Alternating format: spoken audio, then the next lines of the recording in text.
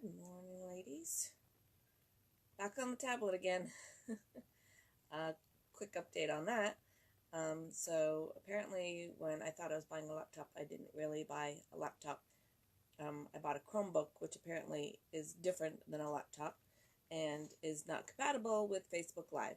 So it is going back to Dell, and I got a hair that's just sticking right up there. It's going to go back to Dell, and I'm going to try a different one, and I will keep trying them until I find one that works. So for right now, I guess we're back on the tablet for another couple of weeks probably. This is going to drive me nuts. For another couple of weeks, so again, just bear with me while I'm trying to work out all the bugs and get everything to a better quality for you all. So today we're going to talk about 5 simple rituals for Halloween or Samhain, whichever you prefer to call it. So we've talked about a couple of different times for different altars. And again, like I said, if you're not comfortable with the word altar, you can, it's, a ceremonial site, a memorial site. You can call it whatever you want. If you don't want to call it an altar, that's perfectly fine. I think when you do an altar, not only, sorry, I'm making my tea here this morning. Not only is the altar itself important, but I think making your altar, setting up your altar is also important. For me, like when I'm going to set up my ancestral altar, I told you guys I have a picture of my grandparents that I keep out all the time, but it's going to go on to my altar. And then you just kind of think about things that you'd want to put on the altar for it. My gram always loved roses. My gram has given me a couple of necklaces when she passed that one of the necklaces is going to go on there. Things like that. My grandfather always made me a lot of wooden items, so I'm going to, see if I can find some little thing. Most of the stuff he made me was really big. I don't have anything little, so I was trying to find, he used to make wooden bowls. So if any of my cousins or family out there has a wooden bowl that you're not using, I'd love to have it. But I'll find something for wood or something to put on there for my girl. So that's kind of the point I'm making, is that, not just the altar itself, the setting up the altar is, I think, also very important. It just makes you kind of stop and think about them, about things that they liked, stories that come to mind. So I think that's just as important as setting up the altar itself. So there was a lot to this, so I didn't put it all in my notebook. So I'm gonna read a little bit from it. And I'm blind, so bear with me on that as well.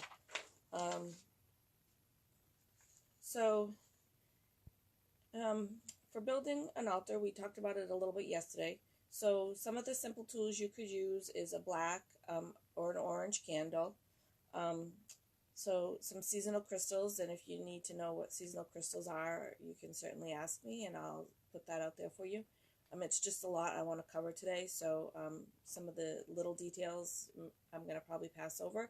But again, if it's something you're interested in, just put it in the comments or send me a message. Or if I have time today, I'll go back in and fill in some of the gaps in the comments.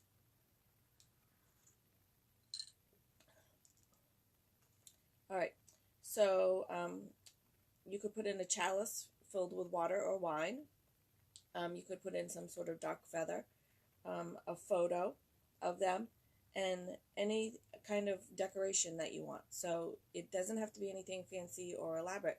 And you can just put it maybe on, if you have a counter, you could kind of make it like a little centerpiece, or your table, you could make it a little centerpiece. You can put it in your bedroom on your nightstand. It doesn't have to be a big elaborate thing unless you want it to be. So that's kind of that. So you're going to just put the candle in the center of the altar, and then you're going to put crystals, if you've got them, in the 4 corners. So you're going to do north, south, east, and west. So you would set it up that way. If you wanted to get into 8 crystals, then you would do northwest, southwest, blah, blah, blah. You get the point. All right, so you're going to fill it with seasonal items. So sometimes I put pine cones or leaves. That's usually the easiest because you can just go literally right outside and grab them. If you have them, you could use corn stalks or corn, things of that sort. You could even put some grain, if you had some grain, anything like that, that's going to be seasonal for the harvesting time. So then you're going to just want to, light your candle. Some people recommend that you get a 7-day candle and light it and leave it lit all 7 days. I do not leave candles unattended when I'm not here, lit unattended when I'm not here, so I do not do that. I light them when I come home, and I blow them out when I go to bed. But again, it's whatever everybody's comfortable with. So, speaking of candles, that's the next one. So you could do a candle ritual. So a candle ritual, usually you would do those during the new moon. And we've talked about it a teeny little bit, but again, we have to break it down into pieces as we learn, because I can't teach you everything in one live. So candle magic is typically done during the new moon, and it would be usually, it goes along with setting some sort of intention, but you can certainly do that anytime. It doesn't have to be just at the new moon, but typically that is when we do it. So for that, you would want a black candle. You would want some sort of perfume or essential oil. And again, if you want to do that and you want to know the oils, I can let you know. But typically during this time of the year, it would be anything clove, frankincense, cinnamon, vetiver, anything like that. Anything that would be kind of an earthy scent, just what you would associate with fall anyway, cinnamon and clove and all those things. You would want a small square of paper and something to write with. Again, I have also done this, instead of on paper, I write my intentions on leaves. So, you can kind of change it up and make it your own thing. These are just kind of, how people do it on a general basis. But you can certainly change any of these things up to, make your own. And again, if you don't have stones, the crystals, you don't need them. And if you don't have a black candle, you can use a white candle or any color candle. These are just, if you have a black candle, it's, use a black candle. Trust me, I looked and looked and looked, and I can't find a black candle. The closest thing I could find was this, which is kind of a dark purpley.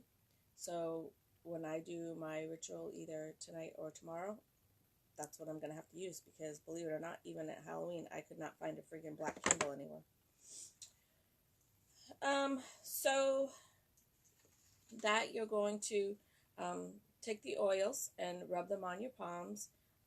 You're going to want to take 3 deep breaths of it. Then you're going to want to rub them on your candle, which I cannot do because mine is in a glass jar. Typically, I would use a candle more like this. This one's still in the plastic. But you would take your oil on your palms and just kind of rub it on there and anoint your candle. And then you're going to want to write your intention on your paper or your leaf. Fold the paper and place it into your candle.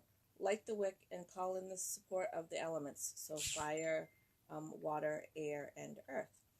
So that's one way you could do it. I don't set mine on fire. I have a intentions jar.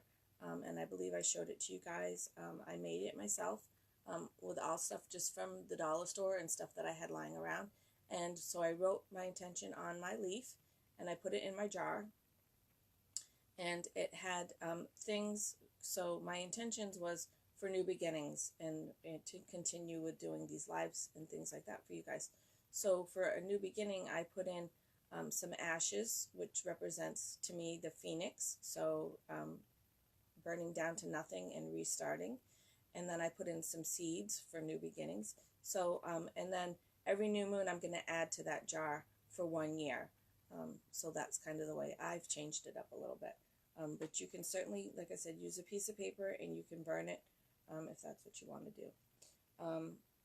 Typically, I like the burning ritual for when during the new moon, the full moon, when we want to let go of something. To me, that makes more sense.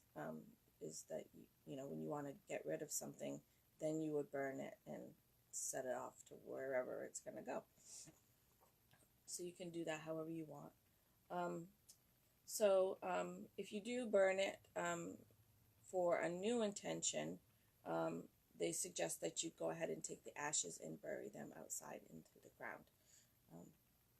So putting them back to Mother. Okay, so the next one on our list is a ancestral meditation, which I think everybody should meditate every day. And trust me, I don't take my own advice. I wish I could. I try to really hard, but it doesn't always work. Sometimes finding 15 minutes is almost impossible. So what I've started to try to do is incorporate it when I go to bed. So I have a meditation app on my phone, and it's, I don't know how you say it, but it's SATTVA, if anybody's interested. Maybe we have friends today. One moment, technical difficulty.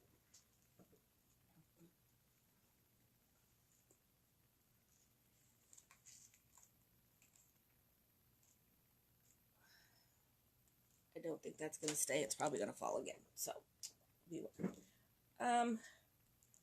Where was I? Totally lost my place here. Ancestral meditation. Meditating. Okay. Yes, so I have tried at nighttime. I have the app on my phone. And when I go to bed, I put my earbuds in. And I just listen to meditation to fall asleep too. Because to find 15 minutes during the day is just really hard for me right now. But if you can find 15 minutes in your day to meditate every day, if you're not really into meditating, you could do some kind of yoga. Just anything that's going to help center you and relax you and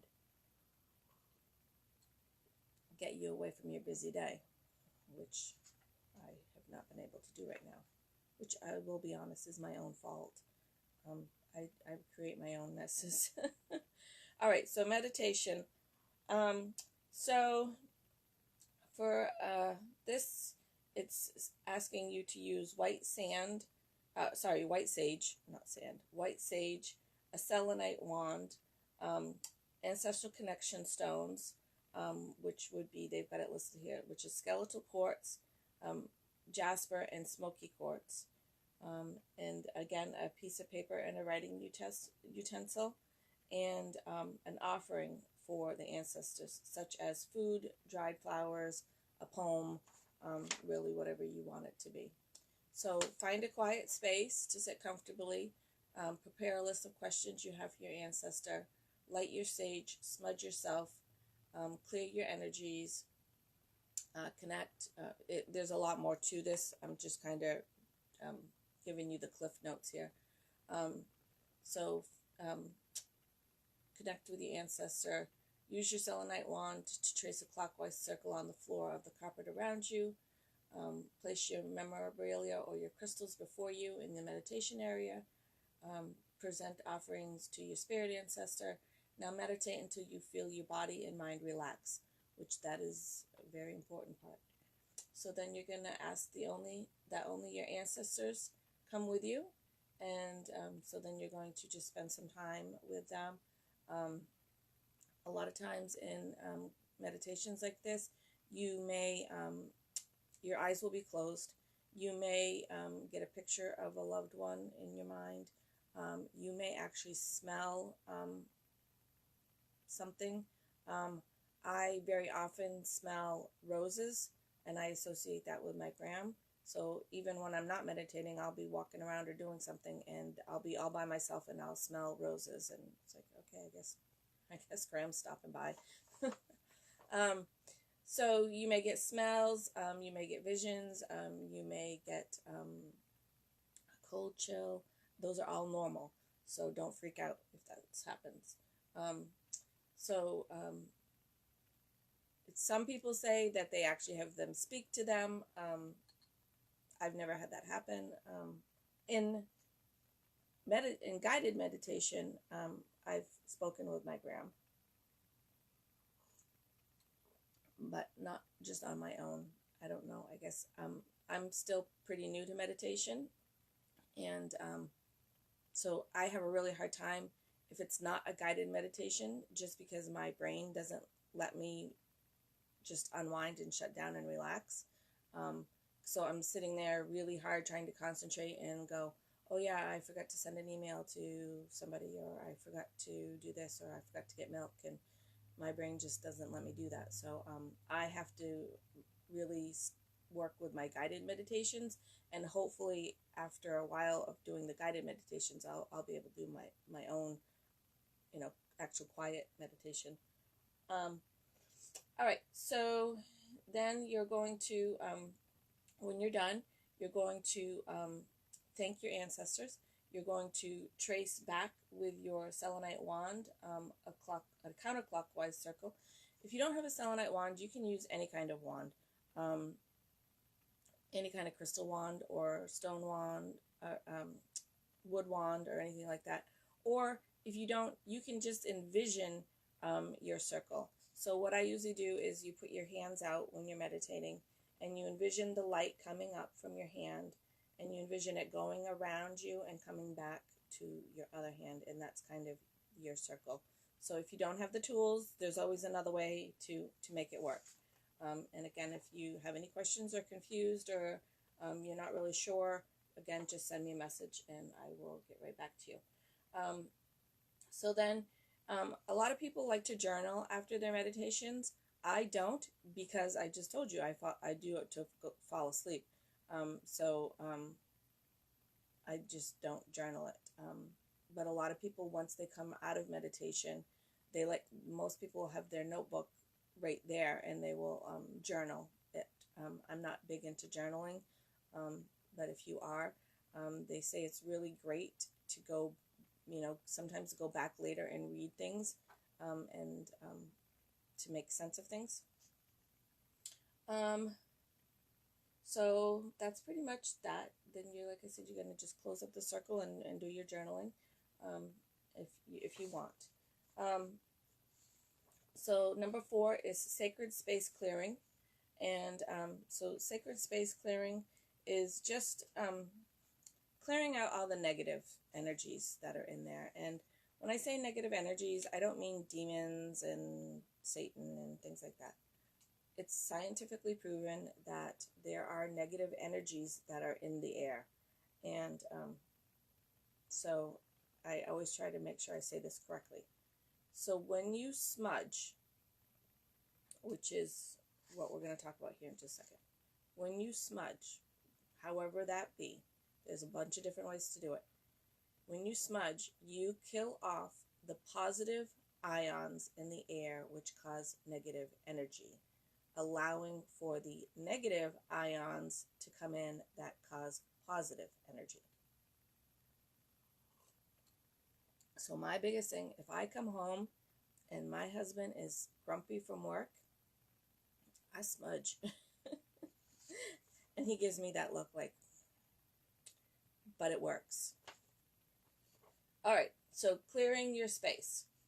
All right, so you're going to, if you have crystals, you're going to want to work with those. 2 good ones would be shungite or any kind of tiger's eye. There's a couple of different kinds of tiger's eyes out there. Again, you're going to want your white sage. You're going to want plastic bags. I'll get to it.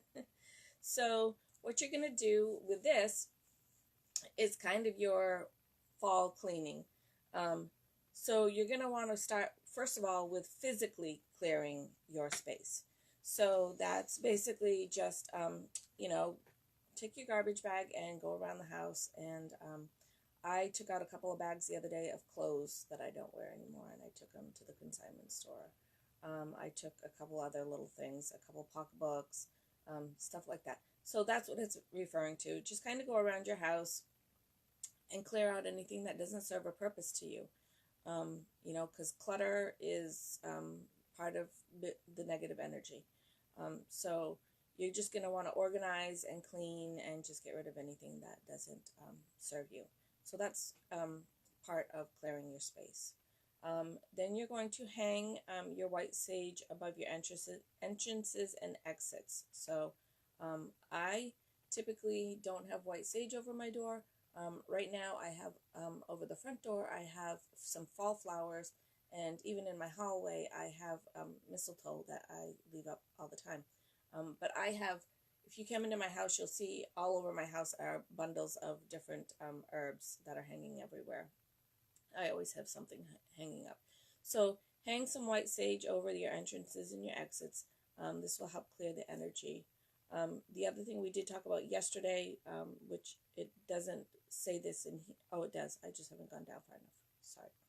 But if you have any larger crystals like amethyst or black tourmaline or anything like that, that is a good grounding protective stone, you could place those near your doors. So that will help clear your space. If you can, I woke up this morning and there's snow all over the ground. So, but if you can, when you do this, open all your doors and your windows and smudge. Now, you can open everything and run around your house and smudge really quick and close everything, because that is probably what I will have to do. Coming into the winter months, you know, it's not like we can just open our doors and windows for 15 minutes, 20 minutes. So I would suggest having your sage and your lighter and whatever you're going to need handy, and then run around and open everything, smudge, and run around and shut everything. So you look kind of silly, but it will work. Yeah, that's pretty much it. So for smudging's pretty easy. The more difficult on this one was the clearing your space of things that don't suit your purposes. Typically I'm usually okay with that, but every once in a while I'll get something that, like, it's like a blouse. It's like, oh, I can't fit in that blouse, but I love it. I'm not getting rid of it. And it's been in my closet for 10 years and I still can't fit into it. So maybe it's time to kind of let it go. All right. So, number 5. So we're on honoring the departed with a memory offering. So this one is pretty simple for what you need. Just a glass jar, some small slips of paper, and something to write with. And so if you've created your altar, you can just incorporate all of those things in, just put the jar in with the altar. So you're going to want to put that, if you're doing the jar part, you're going to want the altar somewhere that's going to be in the open part of your house, in the living space of your house, not in your bedroom or something like that. Because what you're going to do is throughout the next few days till Samhain or Halloween, everybody that comes into your house, you, your kids, whoever it is going to write on those little pieces of paper. So you're going to, throughout the season, write down passing memories of your departed loved ones. So like I would put that my gram loved her flowers, my grandfather loved his wood shop. You know, you can certainly go, you know, there's a lot more things you can do. I remember my gram making me honey, peanut butter, banana sandwiches, and, you know, so it can be silly things too. And then you're going to just put all the slips in the jar. And then on Samhain or Samhain Eve, or, you know, anytime during that 48-hour period, really. So October 30th, 31st, November 1st. So you will gather around and just take all the slips out and read them with your family. So it's just a really nice way to honor your loved ones and their passing, and still have them here with you. If you want, you can certainly place a rose quartz in the jar, or tie it onto the jar, or place it next to the jar, however you want. The rose quartz was this one right here, It's in the bag, so you can't really see it. I always wear my rose quartz bracelet. I absolutely love it. So those are your 5 easy little things you can do for Samhain, for Halloween. You guys know the rest about dressing up and getting candy and spooking people and all that stuff. I'm feeling, I thought about it last night, and I'm feeling that I really want to give this rose quartz away to someone. So I was trying to figure out the best way to do a giveaway. I didn't want to do another add members, but always if you want to add members, I would love for you to add members if you have anybody, friends, family that you think would enjoy any of these lives. So I didn't want to really do that again. We've done that. So time for work. So I think for this giveaway, what I'm going to do is I plan to be live again on Tuesday. And so from now until Tuesday, go ahead and create a post on here of any of those things we just talked about, any of those 5 things we just talked about. If you've got an altar, if you've got a memory jar, if you've got your candle magic set up. And if you don't have any of those things set up, and I'm not going to say, well, you can't participate. So the other thing is, if you have a sacred space, and sacred space can be anything, just a place where you go for it to be quiet, you know, whether you're meditating or doing yoga or just a quiet place to go sit and read, that's yours. So anything like that. If you don't have one of the other 5, you can go ahead and just send a picture of your sacred space. And there also is an extra perfume in there, because I've got like 3 or 4 of these transformations and I don't need any more. So I want to gift it to someone. And so I'll do this little, this rose quartz and the perfume for that. I'm going to create a post later today with all of that information for the giveaway. And so what I would like to do is, I don't necessarily want you to put your picture in the comments. I want you to actually create a post on here. So it's going to kind of help make the group a little bit more visible to people and a little bit more interactive. So that is our giveaway, and I will pick somebody on Tuesday for that. If you have created a post, maybe I'll make a hashtag or something for it, just because I know everybody loves hashtags. All right, so last thing I wanted to talk about real quick before I sign off today is we have talked about teas in very little spurts. And so I just wanted to share with you that on a daily basis, which this is really hard, even I struggle with it, because you're supposed to drink like 60 something ounces of water every day, which I never get. But from what I've been reading and learning, most people who are experts in tea say that you should drink at least 32 ounces of tea every day, or up to 64 ounces of tea every day. Again, that's hard for me. I'm very busy during the day and I don't often stop and drink. So I try to make my tea at least here in the morning with you guys.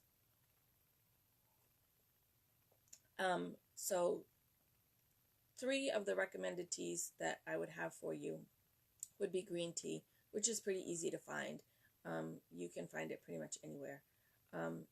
There's a matcha tea that is really great. I have bought the matcha powder and I did not like it. I'll be honest, I did not like the flavor at all. I know a lot of people who say they love it. So give it a try. I've also purchased a couple of the flavored kombucha teas, and again, I don't really like it. I've tried sipping off the bottle and it's just, I don't like it. So what I found, and if I find something better, I'll certainly share it with you, but this is what I found yesterday. So I ripped it open, sorry, to drink it this morning, but it's a green tea kombucha, and it wasn't that expensive. And I have been sipping off it this morning, and I do, it's not bad. It won't be one of my favorite teas, but it's definitely drinkable, unlike the the kombucha or the matcha that I did not like at all. And again, I usually mix it with raw honey, which my cousin sells, and I have to get up to my aunt's house because she has 3 jars for me. I'm so excited. But I'm out of honey right now, so I did have to use just some organic raw sugar in my tea today. So I will post about the giveaway, and hopefully everybody will send a photo in for that. And Tuesday we're going to talk again, I think, about some more stuff for Samhain. I think we're going to talk about skulls, one of my favorite things. I am wearing my little skull quartz. I don't go too far without him. He's usually with me. All right, so I think that was it. So we did the 5 rituals of Samhain, and you guys are going to all share something with me, and we're going to try to get this group to be a little bit more interactive, and I don't want it to be just learning. I want it to be learning, but I want it to be fun for everybody too. So with that, I need to go to work, so I'm not late again. I was late yesterday. I think they expect that from me. So remember, be kind. Everybody has a story, and I hope you all have a very wonderful, great day. And I have snow outside. Does anybody else have snow outside? It is so not time for snow. Love you guys. Thanks for joining. Bye.